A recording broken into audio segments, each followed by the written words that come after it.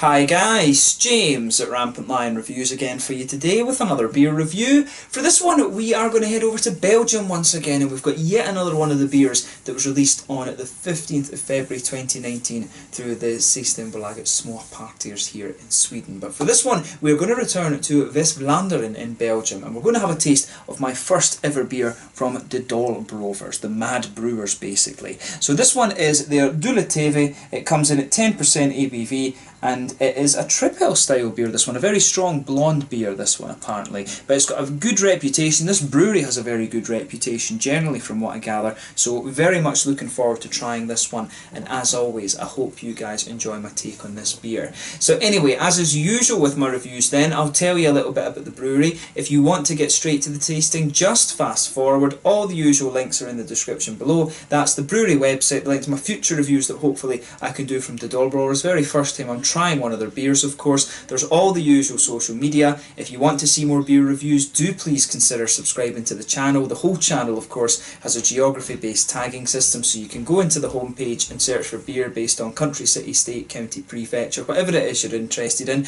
Do check out the playlist of beers from different countries. There is one there for all the Belgian beers that I've reviewed for you. That's constantly being added to. And as always, please do get in touch and let me know some of the other beers and breweries that you guys would like to see me review. It's always great to hear from you guys that are watching the videos, and the support that you show the channel is hugely appreciated. So anyway, to tell you a little bit about the Dolle Brouwers then. So these guys are based in a very small village called Esen in West-Vlaanderen, or West Flanders in Belgium. It's a little bit to the north of Ypres and to the northwest of Roeselare. I think Roeselare is the biggest city closest to this guy, and Ypres, of course, is very recognisable as well. A very important town during the First World War, of course. But it's kind of, I guess you could say this brewery is located in the sort of southwestern corner, if such a thing exists, in Belgium, because Belgium is kind of like this shape, so it's almost in the north west, I guess you could say, as well. So not sure exactly how to describe that, but the town has it's very small, like I said, and it's got a population of only around 1,900 people, but at one time it boasted 6 different breweries, which isn't particularly surprising when you consider that it is Belgium. They're very, very into their brewing there. But the building that the brewery's in has apparently always been home to a brewery, and they found out recently in archives that the building dated from 1835, but the original owner was Louis Nevian, who was a medical doctor, and he was reported to be operating a brewery and distillery. Upon his death, though, in 1882, the brewery was sold to Alois Constantinople, and his family brewed beer for 3 generations until 1980 under the name of Brouwerij Constantinople. But the Dolle Brewers, basically the Mad Brewers, as I mentioned earlier, was founded by Chris and Jo Hertelier and their friend Romeo Bostoan. But today the only Mad Brewer left is Chris, who also had a career as an architect and a graphic artist. But before the brewery, they had before they actually opened up the brewery, they put in a considerable amount of time restoring the old buildings. Apparently at one time the brewery building was a prison. It was when the Germans were occupying Belgium, of course, it was used as a prison for some POWs and things like that. Very, very harsh conditions in there, apparently. But today they're producing around 1,000 hectolitres of beer per year, or 300,000 bottles in 330s, and they produce 7 different varieties of beer.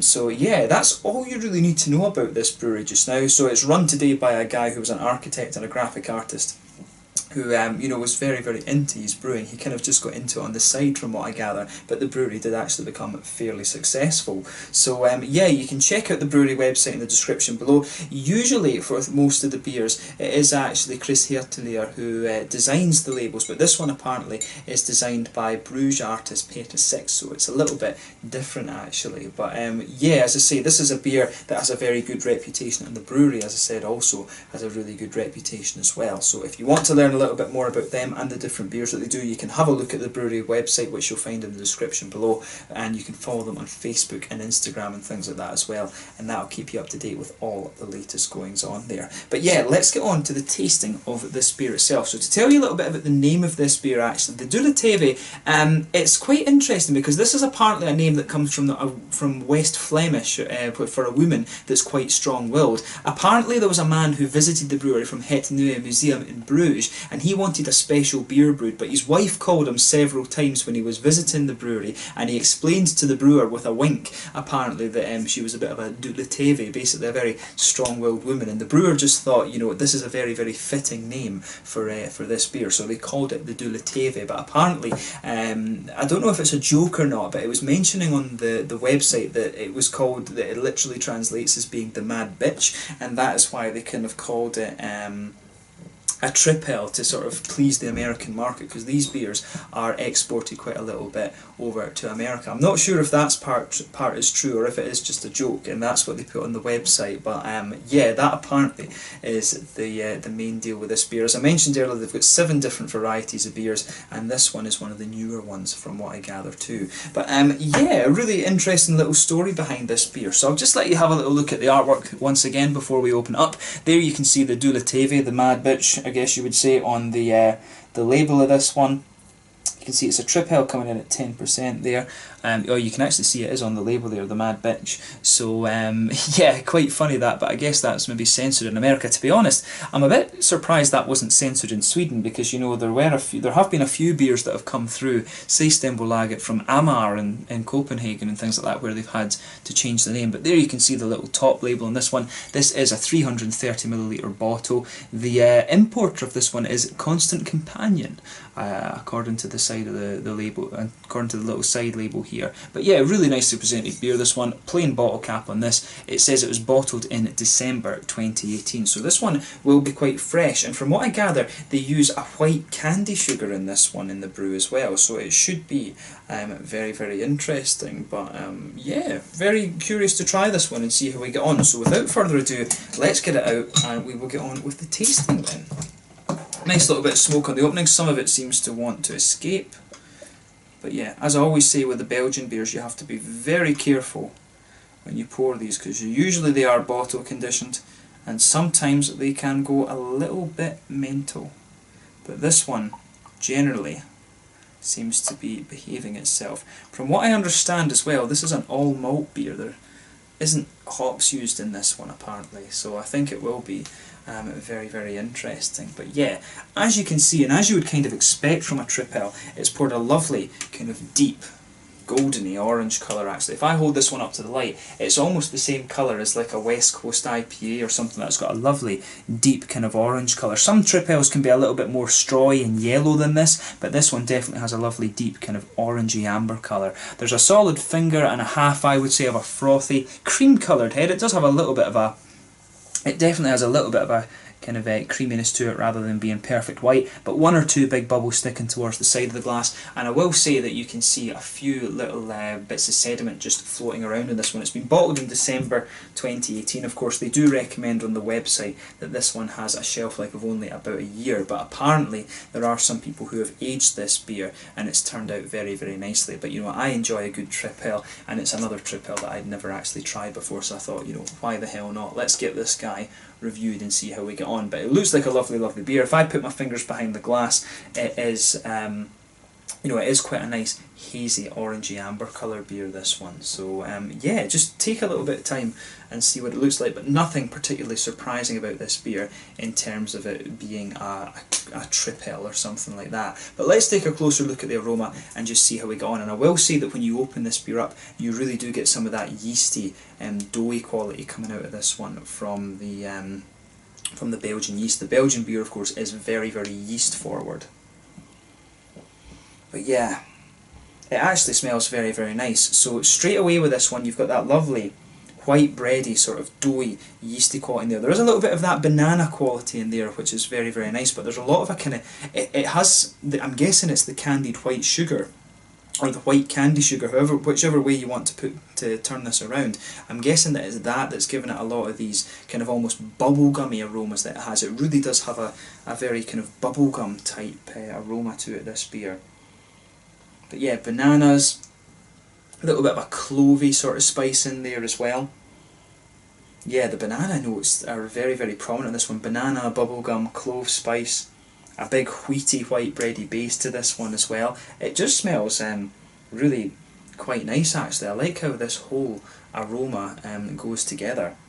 Good little bit of brown sugar in there as well. It's almost like a kind of honey sort of honey, kind of slightly wafery honey kind of thing that's coming out of this beer as well. It definitely has an element of a biscuity quality to it. It's a little bit of a toasted caramel, but a nice sort of almost oily kind of honey quality coming out of the beer as well, which is very, very nice.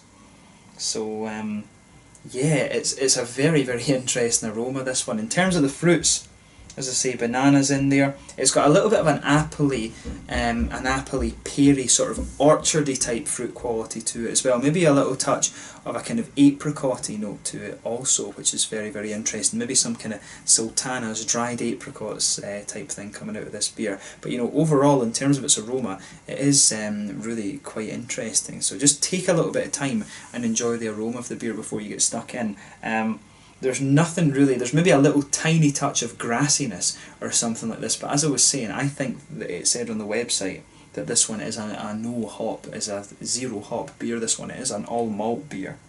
So just take a little bit of time and enjoy the aroma of the beer before you get stuck in. The other thing that they might well have used in this one is a little bit of groot, which are these kind of herbs that you can use. There are a couple of breweries in Belgium that like to use the groot herbs instead of actually using hops. So yeah, potentially there could be a little bit of that in there, because there is a little touch of a grassy, slightly herbal thing coming out of it, but mainly it's about the brown sugars and the big doughy banana bready yeasts. But let's have a taste of this one then. I'm very curious to see how this beer turns out. So this one is the Dule Teve, the Mad Bitch, basically a 10% Tripel style beer from the, oh, the name's gone right out of my head, that's terrible, from the Dolle Brouwers, the Mad Brewers basically, from Esen in West-Vlaanderen over in Belgium. I can't believe I had that brain fart just before I'm about to taste their beer, but you know, it happens sometimes when you're doing beers. I wanted to say the Dolle Brouwerij, but yeah, let's get stuck into this beer. Slange, Skull, Proust, Salty.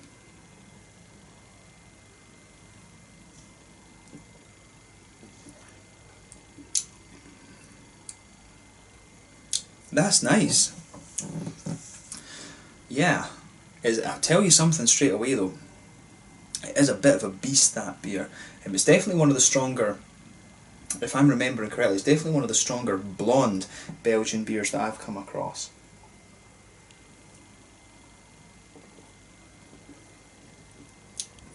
Yeah, straight away with this one, you know that this one is a bit of a monster, but I'll tell you, it is a lovely beer. I like how everything kind of goes together in this one. If you compare it to the other really strong Belgian golden ales that you get, this one I think is just a little bit darker and more forthright in its punchiness, if you like. And it is always cool how you try these different beers from different brewers and you get completely different things from them. So yeah, let's try and break down the flavour of this one then. So straight away with this beer, you can taste there's that lovely white bready, doughy, yeasty quality there. That just blankets the middle of your tongue. It's got a little bit of that wheaty smoothness to it, which is absolutely lovely. You can feel those sort of banana flavours just sitting there in the middle of your palate too. It's definitely got a little bit of a kind of clovey spice that just almost infuses the whole malt base actually.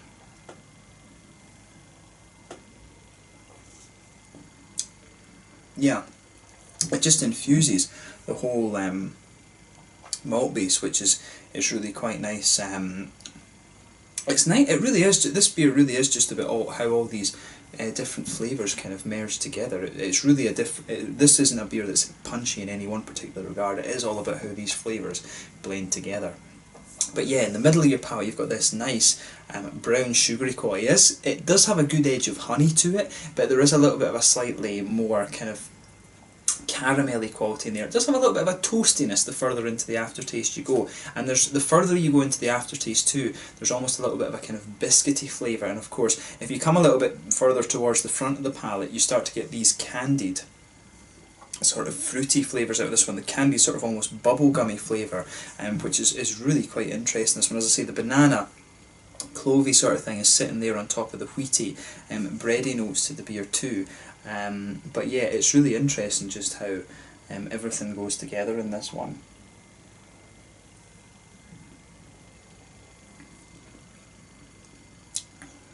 Yeah, I really like how this goes together.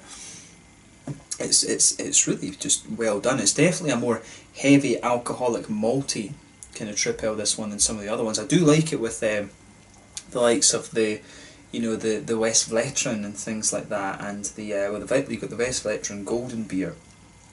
But you've also got the Westmalle Tripel as well. I like how it's got that nice grassy sort of floral quality to it, just to balance out some of the sweetness, which is very, very nice. This one really is all about the malts though, so it's a completely different take on the style. But then again, some Belgians, I would think, might argue about whether this really is a kind of a Tripel or not, because I think the Tripels were always Abbey style beer, were always Abbey brewed beers. But it certainly has quite a few elements of that style that you would expect, and the way all the flavours go together again is very, very nice. On the sides of the tongue then, there's maybe a tiny little bit. There's not really much on the sides of your tongue at all. This is where you would normally get, you know, a little touch of the earthiness, the floral and the grassy qualities from the hops. Around the front curve of the tongue, interestingly though, there is a little bit of a grassy sort of note to this one, and maybe a little touch of a herbal quality on the side of your palate too. But again, it's very, very interesting when you consider this beer doesn't actually have hops in it. But I will say that I really do like this one. I feel bad for forgetting the Dolle Brouwers, the Mad Brewers, just before I was about to taste the beer. Complete brain fart in this beer review.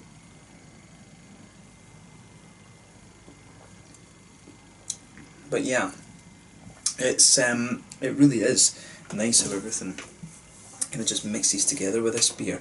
On the fruity side of things then again, it's very interesting because the things come out at different places in the palate. It really does have an almost apricot-y kind of feel to it, a little bit of a kind of sultana note there as well towards the front of the palate, but definitely some kind of banana clovey notes, and there is a sort of appley, peary kind of orchard fruit ester coming out of this beer as well, which is very, very nice. But it's really interesting the way that where in the palate the flavours come out of this, because you don't have that kind of hoppiness to balance it out, and the fruitiness does come out as being a little bit more kind of candied as well. There's almost a little bit of a slightly woody element to this beer the further into the flavour you go as well. But I will say it really is quite nicely done, this, and I will say too that you can feel the alcohol of this. I can feel it going to my head a little bit, and I've only drank somewhere around a third of it, so that says all about this beer. It is a bit of a monster, and you know what you would expect it to be. If it's called Dule Teve, the mad bitch,